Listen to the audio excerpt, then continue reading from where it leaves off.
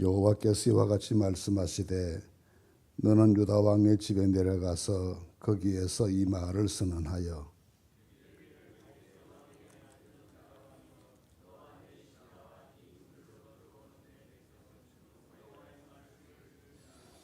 여호와께서 이와 같이 말씀하시되 너희가 정의와 공의를 행하여 탈취당한 자를 압박하는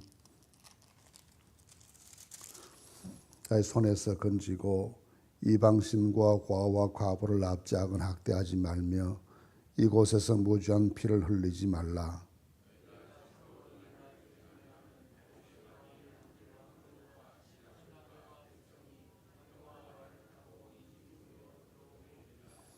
그러나 너희가 이 말을 듣지 아니하면 내가 나를 두고 맹세하노니 이 집에 황폐하리라. 여호와의 말씀이니라.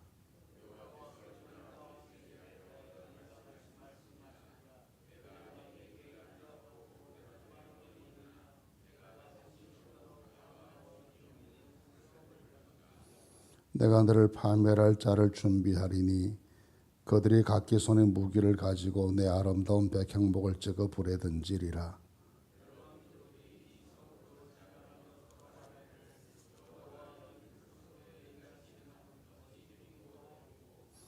그들이 대답하기는 이는 그들이 자기 하나님 여호와의 언약을 버리고 다른 신들에게 절하고 그를 섬긴 까닭이라 하셨다 할지니라.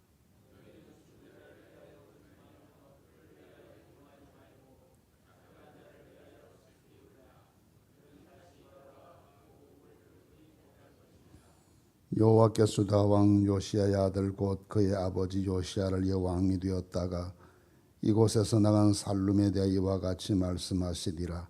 그가 이곳으로 다시 돌아오지 못하고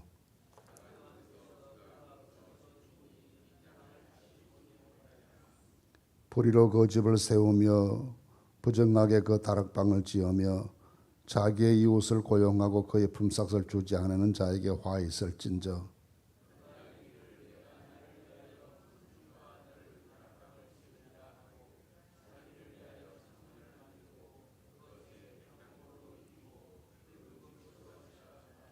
내가 백향목을 많이 사용하여 왕이 될 수 있겠느냐? 내 아버지가 먹거나 마시지 아니하였으며 정의와 공의를 행하지 아니하였느냐? 그때 그가 형통하였느니라.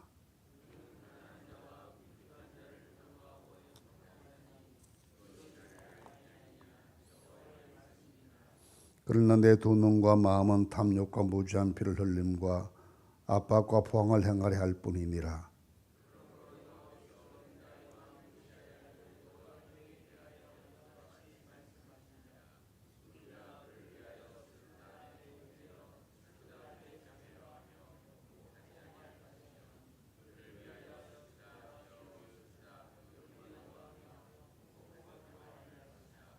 그가 끌려 예루살렘 문 밖에 던져지고 나귀같이 매장함을 당하리라.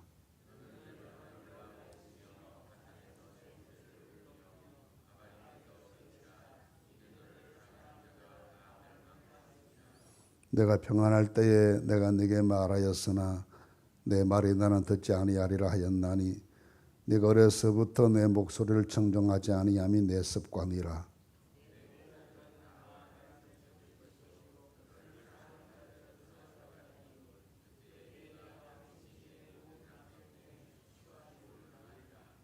레바논에 살면서 백향목에 깃들이는 자여 여인이 해산하는 고통 같은 고통이 내게 임할 때에 너의 가련함이 얼마나 심하랴.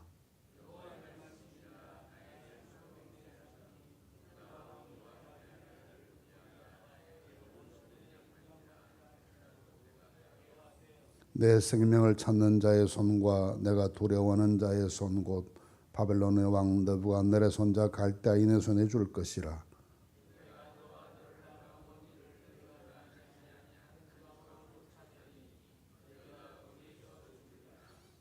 그들이 그들의 마음에 돌아오기를 사모하는 땅에 돌아오지 못하리라.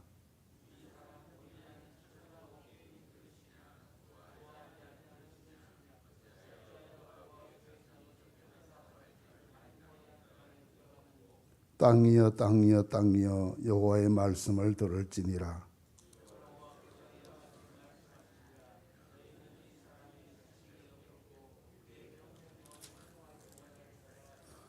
이는 왕이 앉아 유다를 다스릴 사람이 다시는 없을 것임이라 하시니라. 아멘. 이 예레미야서에는 순전하게 계시의 말씀을 선포하는 그런 내용과 역사적인 사실을 함께 하나님의 말씀으로 전달하는 그런 내용들이 혼재되어 있습니다. 하나님께로부터 주어진 계시의 말씀이 있는가 하면 역사적인 사실을 통해서 우리에게 말씀하시는 그런 말씀들도 같이 있는데, 어제 아침 읽었던 21장 말씀의 경우에는 순전히 역사적인 내용에 대해서 말씀을 했고, 오늘 22장 말씀은 그 역사의 내용이 우리에게 던져주는 의미가 무엇인지에 대해서 설명해 주는 그런 내용으로 구성이 되어 있습니다. 주로 22장 말씀에서는 왕들에 대한 이야기를 많이 하는데, 요시야 왕에서부터 시작하여 여호야김 그리고 시드기야 이런 왕들로 이어지는 내용, 그 왕들의 시대에 하나님께서 왜 진노하셨는지에 대해서 설명해 주는 그런 내용의 말씀이 되어 있습니다. 나라에 있어서 평안한 일만 있을 수는 없는 것이죠. 한 개인도 마찬가지고 가정도 마찬가지인데, 나라에도 크고 작은 사건 사고가 있을 수 있고, 또 외적의 침공도 우리가 원치 않지만 당하는 그런 어려움도 있을 수가 있고, 여러 종류의 고난이 가능합니다. 근데 그런 고난과 도전 위험이 찾아왔을 때 대응하는 자세는 언제나 일관되게 하나님 중심으로 믿음으로 잘 대응해야 하는데, 이스라엘의 왕들이 그러하지 못했습니다. 이스라엘 역사의 마지막 왕 몇 사람을 보면 요시야 시대가 지나가고 여호야긴 시대가 지나가고, 그리고 마지막 시드기야 왕의 시대가 등장하는데, 이 시드기야 왕의 시대만 보더라도 왕이 일관된 정책을 가지거나 오로지 하나님을 의지해서 신앙을 지키고 하는 일을 위해서 나라가 환난을 당하더라도 우리 신앙 끝까지 지키겠다, 그런 중심도 없고, 늘 바람에 흔들리는 갈대처럼 마음이 이쪽으로 기울어졌다 저쪽으로 기울어졌다 하는 그런 모습을 보이는 것 때문에 누구로부터도 환영받지 못하는 처지가 되고 말았습니다. 처음에 시드기야 왕이 될 때에는 바벨론 사람 느부갓네살 왕이 와서 여호야김을 사로잡아 가면서 대신 왕으로 세웠는데, 그것이 대체로 598년 BC 598년경이었다고 봅니다.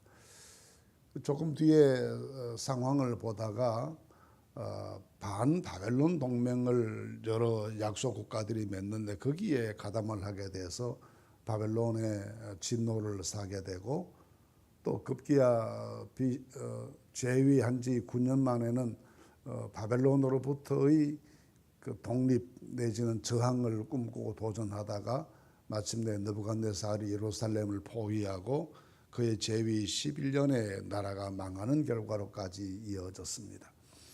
물론 큰 나라가 침공에 들어왔으니까 이렇게 하든 저렇게 하든 이스라엘이 온전치는 못했을 것이지만, 그런 과정 속에 오직 하나님만 의지하고 믿음에 굳게 서서 기도하면서 살든지 죽든지 하나님 영광이라는 그런 중심으로 나아갔더라면 후세 역사가들이 평가할 때에 거룩한 왕의 좌치로 그렇게 평가했을 터인데, 오늘은 내국으로 기울어졌다가 내일은 바벨론으로 기울어졌다가 이런 우왕좌왕하는 모습을 보이는 것 때문에 더 부끄러운 역사가 되고 말았습니다.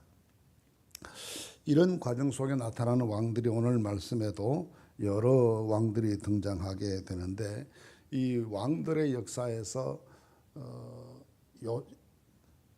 계속해서 침공을 당하고 전쟁의 전화에 시달리고 약한 나라인데 강한 나라 상대하다 보니까 정신 차리기도 힘들고, 이런 어려움들이 계속해서 반복될 수밖에 없었겠지만, 이런 일들이 반복되는 과정 중에 대응하는 자세는 매우 분명해야 했었습니다.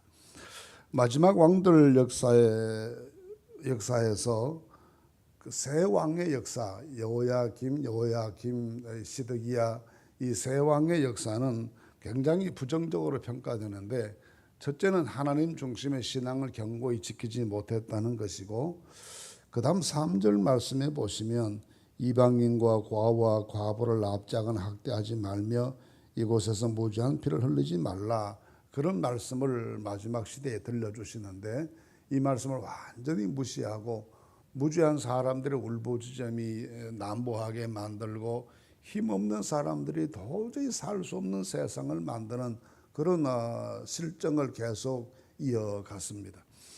물론 이 당시는 전란이 극심했던 시기였기 때문에 그 전란의 시기에 어떻게 할 수 없어서 약한 사람 돌보는 것도, 가난한 사람 살피는 것도 나라의 사정이 불가능했다, 그렇게 말할 수 있을지 모릅니다. 물론 그렇게 핑계할 수가 있겠죠.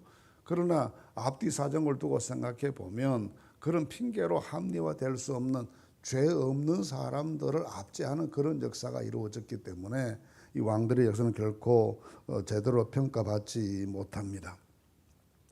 또 13절 말씀에 보시면 불의로 그 집을 세우며 부정하게 그 다락방을 지으면 자기 이웃을 고용하고 품삯을 주지 아니하는 자에게 화해를 자였습니다.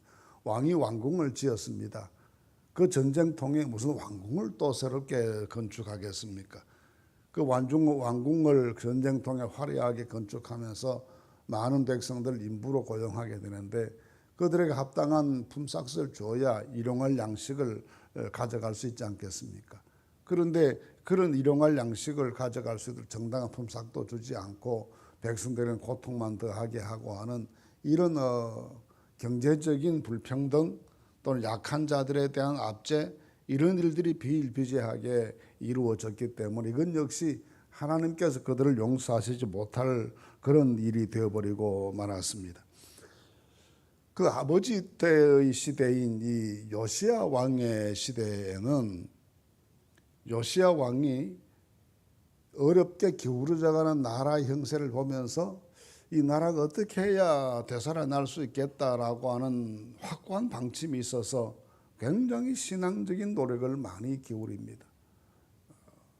그래서 하나님께서 보실 때 이런 사람이 계속해서 나라를 다스리고 기도하고 노력하면 얼마 지나지 못해서 회복될 길로 갈 수 있을 것이다 라고 많은 사람들이 평가할 수 있을 만큼 열심으로 신앙적인 노력을 기울였는데, 애국과의 전쟁에서 전사하는 것 때문에 뜻을 다 이루지 못합니다.